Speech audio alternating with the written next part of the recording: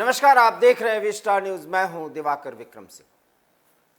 भारतीय राजनीति में कब कौन सा पहलू प्रभावी हो जाए और कौन से ऐसे घटनाक्रम हमारे सामने आ जाएं जिसे देख करके ऐसा लगता है कि एक विश्लेषण की सख्त आवश्यकता है, और वो ये कि राजनीति में किसी का उदय और किसी का पराभव क्यों होता है, और वो कौन सी ऐसी नीतियां हैं जिससे जनता रूबरू होती है, तारुफ रखती है, तारुफ करना और कराना चाहती है जहां तक मुद्दों का संदर्भ है, और कौन सी ऐसी बातें हैं जो नेताओं के मुंह से तो निकलती हैं लेकिन जनता उससे जुड़ती नहीं। और इसका रिफ्लेक्शन होता है जब चुनाव के परिणाम आते हैं, और चुनाव के परिणाम आने के बाद भारतीय लोकतंत्र में जो राजनीति की दशा और दिशा है वो भी अब बदलती हुई दिख रही है। जहां पहले सादगी एक दिखावा हुआ करता था, अब सादगी के साथ साथ गुड गवर्नेंस का अपीयरेंस और उसका प्रेजेंटेशन भी पहले दिन से ही दिखाने की कोशिश की जाती है उसकी तरफ से जो सरकार बनाने जा रहा होता है। और वो भी उस पार्टी के बारे में भी हम चर्चा कर रहे हैं जो चुनाव में हार गई होती है, और हार के बाद जनरली ऐसा होता है कि उसमें मंथन किया जाता है, चिंतन किया जाता है, और चिंतन के बाद कुछ निर्णय लिए जाते हैं। तब शायद ये राजनीतिक पार्टियां ये सोचने पर विवश होती हों कि जनता के सामने क्या वो ऐसे मुद्दे लाने हैं और किन पर राजनीति करना है जिस पर जनता का भरोसा हो, विश्वास का संकट पैदा ना हो। और विश्वास का संकट यदि पैदा नहीं हुआ, विश्वास हासिल किया, तो जनता जनार्दन होकर के वोट दे देती है, और वोट मिलने के बाद वो राजगद्दी भी सौंपती है, और वो भी बड़े खुश होकर के बहुत चाव से। ये सब कुछ भारतीय लोकतंत्र में हो रहा है, और बदलते परिवेश में, बदलते राजनीतिक रूपरंग में ये कुछ ऐसे ग्लिम्स हैं, ये कुछ ऐसे उदाहरण हैं जिसे देखा जाना चाहिए, और वो दिन हमें याद रखना चाहिए, विशेष करके उन लोगों को जो राजनीतिक पंडित कहते हैं, राजनीतिक विश्लेषक कहते हैं, और किसी पार्टी से जुड़कर उसके कर्णधार और उसके रणनीतिकार बनते हैं। आज हम आपको दो तस्वीरें अपने स्क्रीन पर दिखाने जा रहे हैं। आप गौर से इन तस्वीरों को देखिए और 2 महीने पहले चले उन चुनावी वायदों और उन मुद्दों पर गौर करिए। ये 2 तस्वीरें एवी स्टार न्यूज के स्क्रीन पर आप देखिए। हम इन तस्वीरों के जरिए आपको उस राजनीतिक घटनाक्रम और उस राजनीतिक घटनाक्रम के निहितार्थ पर चर्चा करेंगे। ये जो 2 तस्वीरें हैं, एक तस्वीर में मंथन चल रहा है कांग्रेस पार्टी के भीतर।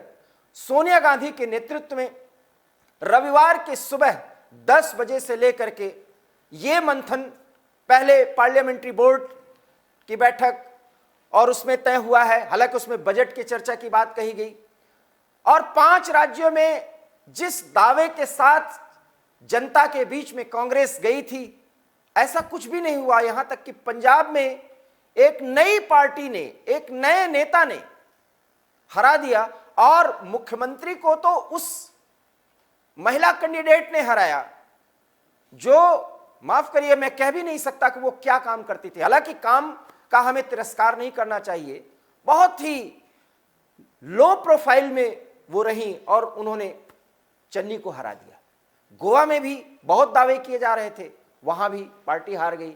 मणिपुर, पूर्वोत्तर जो कभी कांग्रेस का गढ़ हुआ करता था, कांग्रेस साफ। और उत्तर प्रदेश में तो माफ करिएगा, उत्तर प्रदेश में कांग्रेस की स्थिति एक बेहद बेहद छोटी पार्टी से भी कम हो गई। ये क्यों हुआ? शायद इन 2 तस्वीरों के जरिए आप सहज अनुमान लगा सकते हैं। हर एक घटना के बाद मंथन की एक क्रिया, मंथन की एक पहल, और दूसरी तरफ आप दूसरी तस्वीर देखिए। हिंडन एयरपोर्ट गाजियाबाद में जब सीएम योगी आदित्यनाथ उतरते हैं, वहां से बाहर निकलते हैं, तो सड़कों पर जनता उनका स्वागत किस अंदाज में कर रही है। लोकप्रियता किसी नेता के साथ अगर जुड़ता है या उस प्रक्रिया में है तो ऐसा क्यों होता है? गवर्नेंस, जिस गवर्नेंस को कभी बहुत किनारे रख करके बात किया जाता था, वो गवर्नेंस भारतीय राजनीति में, भारतीय लोकतंत्र में अब एक जरूरत बन गई। और शायद इसीलिए हर संबोधन में सीएम और पीएम गवर्नेंस पर बात करते हैं। और गवर्नेंस का मतलब ही होता है जो कहा वो किया। वायदों की बात नहीं है, क्योंकि घोषणा पत्र में भी वायदे होते हैं, लेकिन जो कहा वो किया। हो सकता है जो किया वो 100% ना हो, जनता की अपेक्षाओं पर खरे ना उतरी हो, लेकिन उस पर पहल की, और पहल भी ईमानदारी के साथ। अगर ईमानदारी के साथ किया हुआ पहल जनता देखती है तो उसे स्वीकार करती है। हम ये दो तस्वीरों के माध्यम से आपको दिखाना चाहते हैं कि जनता को जनार्दन क्यों मानना चाहिए इन राजनीतिक पार्टी के नेताओं, प्रवक्ताओं, इनके रणनीतिकारों को। पहली तस्वीर में कांग्रेस की कार्यकारी अध्यक्ष सोनिया गांधी, वरिष्ठ नेता राहुल गांधी, कांग्रेस की प्रभारी प्रियंका गांधी वाड्रा और वो तमाम नेता जिसमें आनंद शर्मा और गुलाम नबी आजाद भी शामिल हैं, वो भी दिख रहे हैं। हालांकि G23 अर्थात ग्रुप 23, आप नाम सुन रहे होंगे, नाराज नेताओं का, 23 नाराज नेताओं का ये ग्रुप है। हालांकि G23 नाम गलत दिया जाता है, ये नाम अब G21 होना चाहिए। एबी स्टार न्यूज एक नई पहल करके आपको एक नई जानकारी दे रहा है। G23 नाम पुराना हो चुका, क्योंकि दो लोग अब भारतीय जनता पार्टी के साथ हैं। तो G21 के ये नाम आप देख सकते हैं, आपकी स्क्रीन पे चल रहा है। 21 लोग हैं जो कांग्रेस पार्टी के अपने ही अंदर जो चल रही गतिविधियां उससे नाराज हैं, और ये कांग्रेस के स्तंभों में से एक हैं। अरविंदर सिंह लवली, कौल सिंह आजाद, गुलाम नबी आजाद, कपिल सिब्बल, शशि थरूर, मनीष तिवारी, आप आनंद शर्मा, आप इन नामों पर चर्चा करते हुए अक्सर सुनते रहे होंगे। रेणुका चौधरी, पीजे कुरियन, मिलिंद देवड़ा, मुकुल वासनिक, भूपेंद्र सिंह हुड्डा हरियाणा से, राजेंद्र कौर भट्टल पंजाब से आती हैं, एम वीरप्पा मोइली बहुत ही साउथ के बड़े लीडर हैं, अजय सिंह, राज बब्बर, अरविंदर सिंह लवली, ये कौल सिंह ठाकुर, ये इतने बड़े नेता हैं। और इन नेताओं ने शशि थरूर, मनीष तिवारी, आनंद शर्मा, अखिलेश प्रसाद सिंह, कुलदीप शर्मा, संदीप दीक्षित, शीला दीक्षित के लड़के हैं, विवेक तनखा बहुत बड़े वकील हैं। विवेक तनखा जी मध्य प्रदेश से बिलोंग करते हैं और भारतीय कांग्रेस, राष्ट्रीय कांग्रेस के एक मुखर प्रवक्ता के रूप में अक्सर ये बातें रखा करते हैं जहां तक नीतिगत मुद्दों की बात है। ये नेता पिछले 2014 से लेकर अब तक सिर्फ एक ही बात कह रहे हैं कि कांग्रेस कार्य समिति की बैठक बुलाई जाए और नेतृत्व पर चर्चा की जाए। देखिए, ये हर एक घटनाक्रम के बाद, हर एक चुनाव के बाद या किसी भी बड़े घटना के बाद इस तरह की बैठक की पार्लियामेंट्री बोर्ड की बैठक होती है, कांग्रेस कार्यकारिणी की बैठक होती है। और क्यों हो रही है? क्योंकि G23, माफ करिएगा G21, हम तो G21 बोलेंगे क्योंकि दो लोग अब निकल चुके हैं, वो कांग्रेस के पार्ट नहीं हैं, लेकिन जनरली लोग G23 ही यूज करते हैं, लेकिन होना चाहिए G21। ये सभी ग्रुप 21 के लोग कांग्रेस के धुरंधर नेताओं में एक हैं और 3 दशक से अधिक की राजनीति सबकी है, एक दो को अगर छोड़ दिया जाए, और सब अपने अपने क्षेत्रों में और बहुत अच्छी तरीके से कांग्रेस की नीतियों में रचे बसे लोग हैं। और इनकी एक ही मांग है कि नेतृत्व पर सवाल उठाया जाना चाहिए, चुनाव होना चाहिए कार्य समिति में, और चुनाव के आधार पर जो जितना लोकप्रिय है, संगठन का भी चुनाव कराया जाए, लोकप्रियता के आधार पर नीचे से लेकर के ऊपर तक सारे लोग, सांगठनिक नेता पार्टी के स्तर पर सामने आए और वो जनता के बीच में जाएं और कांग्रेस की नीतियों को आगे किया जाए। बहुत महत्वपूर्ण बात शशि थरूर ने कही कि कांग्रेस हारी है, पराजित नहीं। पराजित क्यों उन्होंने कहा? शशि थरूर एक इंटेलेक्चुअल व्यक्ति हैं, पराजय जो है वो मानसिकता से जुड़ी हुई है, हार जो है वो सहज आपके उपक्रम से हार मिल जाती है। बड़ी बात कही उन्होंने। गुलाम नबी आजाद, कपिल सिब्बल, आनंद शर्मा, मनीष तिवारी मुखर प्रवक्ता के रूप में मोदी सरकार के नीतियों के खिलाफ अक्सर बोलते रहे, कांग्रेस के पक्ष को रखते रहे, कांग्रेस की राजनीति के पैरोकार रहे, लेकिन आज उनकी बात कोई नहीं सुनने वाला। और ये विडंबना देखिए कि वो पार्टी जिस पर ये आरोप विपक्ष की तरफ से लगाया जाता है कि ये एक परिवार की पार्टी होकर रह गई।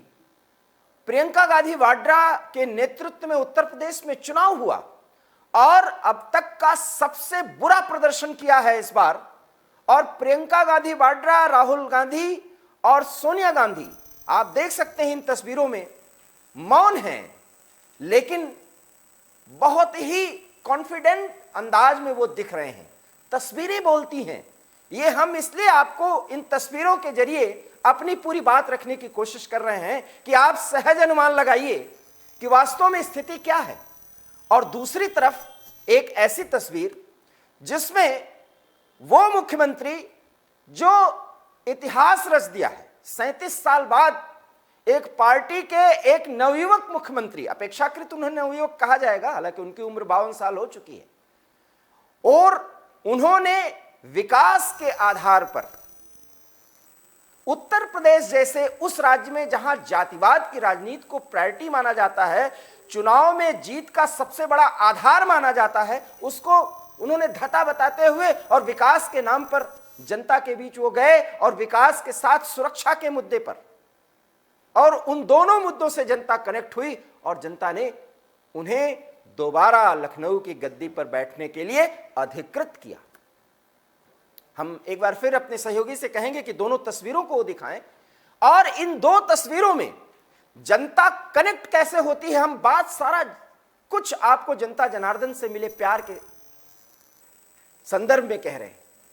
तो जनता जब जुड़ती है तो उसको स्वीकार करना और उसके प्रति कृतज्ञ होना, आभार व्यक्त करना और सादगी के साथ गवर्नेंस के प्रति आग्रही रहते हुए पूरे कॉन्फिडेंस के साथ निर्णय लेने के लिए तैयार रहना, यही एक एडमिनिस्ट्रेटर का गुण होना चाहिए।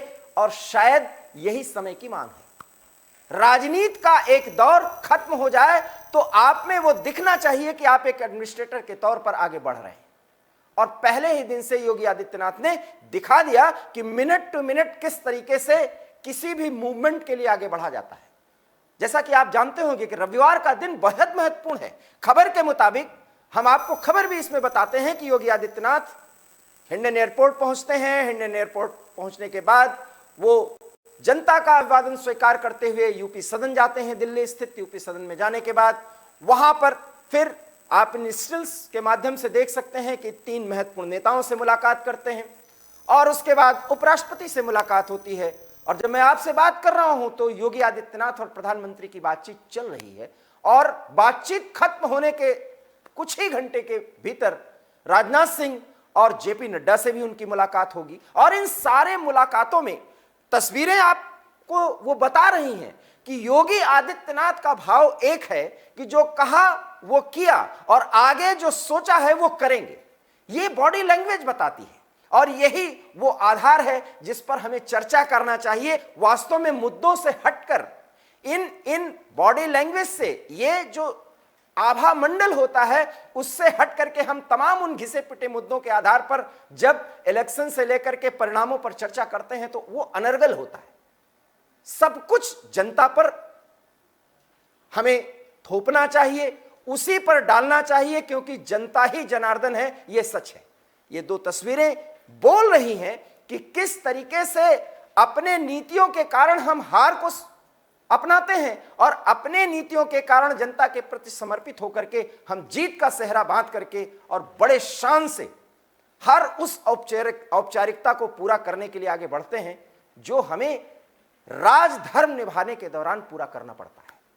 और शायद यही वो 2 तस्वीरें हैं जो रविवार के दिन की सबसे बड़ी खबरें हैं। और उस खबर के मुताबिक एक तरफ एक तस्वीर में पार्टी के हार पर गहन मंथन, और उस मंथन में उन बातों को दरकिनार कर दिया जाता है। खबर सुनिए आप कि G23 के सारे नेता यही मांग कर रहे हैं कि कार्य समिति की बैठक हो और बैठक में वो तय किया जाए, उन बातों को सुना समझा जाए जो पिछले 3 सालों से उठाई जाती रही।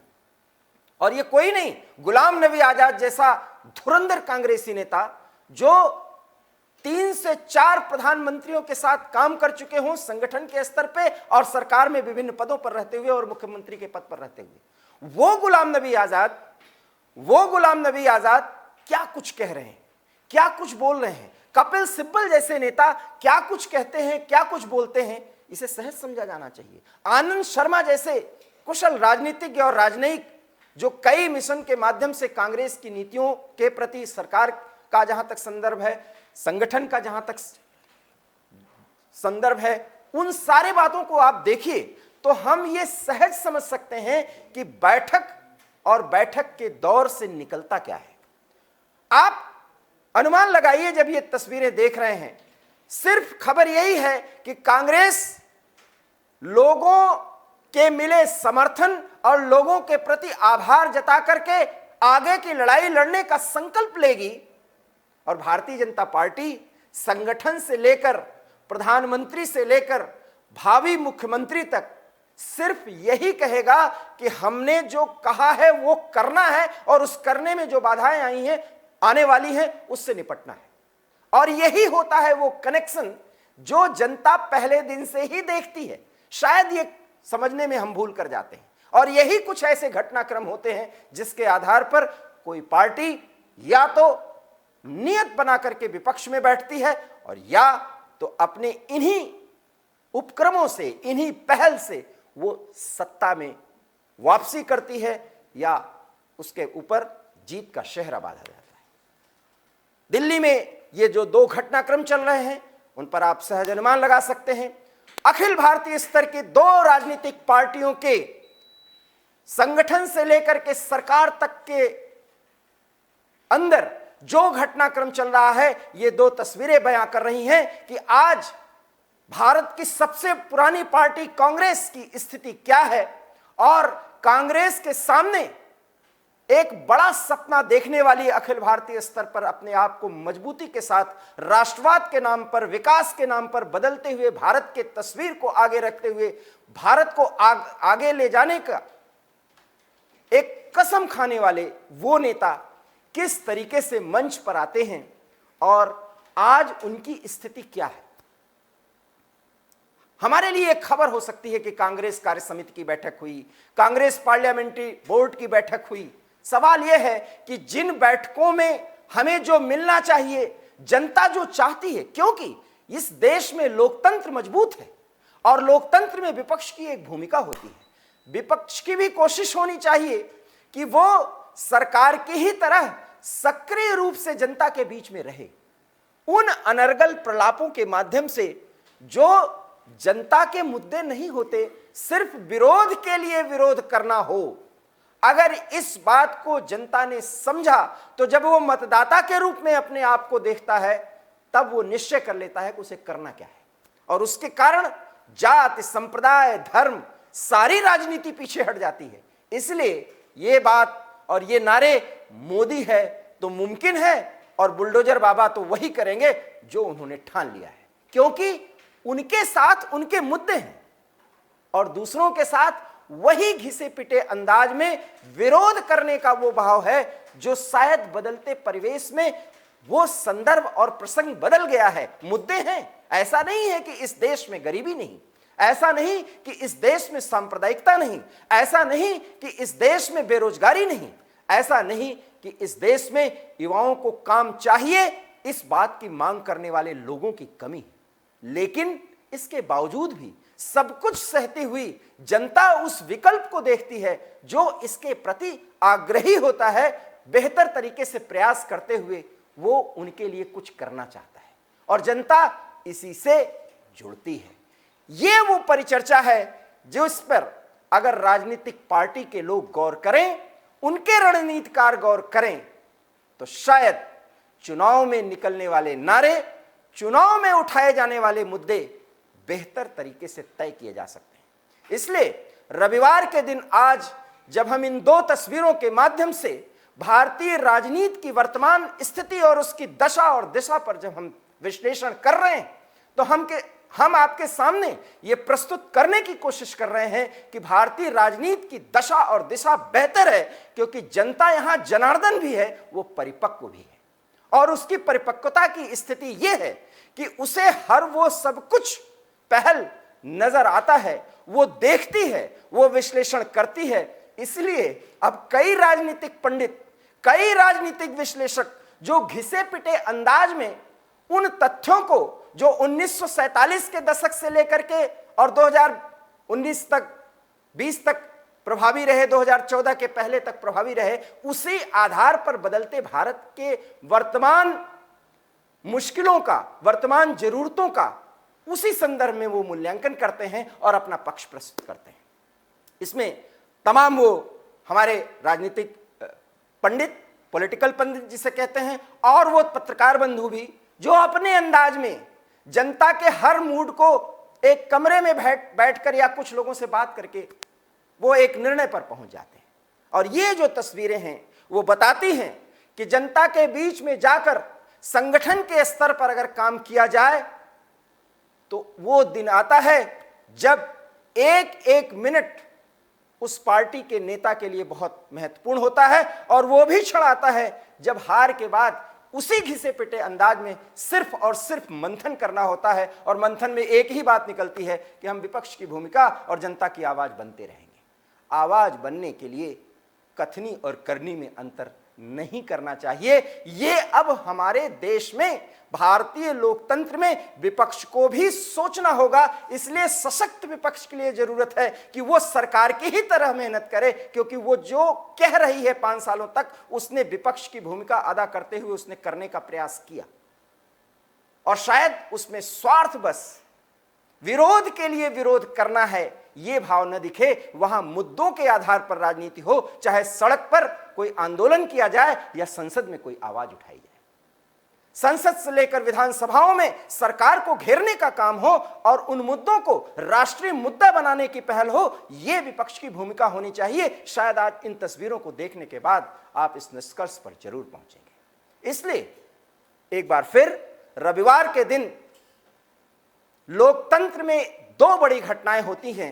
देश की 2 बड़े राजनीतिक पार्टियों की 2 बड़े सूबों से एक ऐसी खबर आती है। एक का मुखिया दिल्ली पहुंचता है और प्रधानमंत्री से लेकर के उपराष्ट्रपति तक सबसे मुलाकात करता है। संगठन में भी वहां के भाजपा के अध्यक्ष से भी मुलाकात करता है और भावी मंत्रिमंडल पर भी चर्चा करता है। और दूसरी तरफ कांग्रेस में कार्य समिति की बैठक होती है, पार्लियामेंट्री बोर्ड की बैठक होती है, और बैठक के पहले ही कांग्रेस में स्थायी अध्यक्ष बनाए जाने की मांग उठाई जाती है। मुकुल वासनिक का नाम आगे किया जाता है, लेकिन वो खबरें प्रभावी नहीं होती। बात सिर्फ इतनी आती है कि पार्लियामेंट्री बोर्ड की बैठक हो रही है, कार्य समिति की बैठक हो रही है, और सोनिया गांधी, प्रियंका गांधी वाड्रा और राहुल गांधी उस बोर्ड में शामिल है। यही वो फर्क है। जिस फर्क को अगर समझा जाए तो वर्तमान राजनीति में कांग्रेस की दशा और भारतीय जनता पार्टी का शिखर पे पहुंचने का उपक्रम ये सहज समझा जा सकता है। और अगर हमने इसको समझने की कोशिश की तो शायद हम ये भी समझ जाएं कि आने वाले समय में इन दोनों राजनीतिक पार्टियों की राजनीतिक दशा और दिशा क्या होने वाली है, क्या होगी इनकी दशा और दिशा। हम एवी स्टार न्यूज पर जरूर समय समय पर आपको बताते रहेंगे, लेकिन इसके लिए आपको देखते रहना होगा एवी स्टार न्यूज, क्योंकि यहां खबरों और विश्लेषण का सिलसिला कभी नहीं थमता। फिलहाल मुझे दीजिए इजाजत। नमस्कार।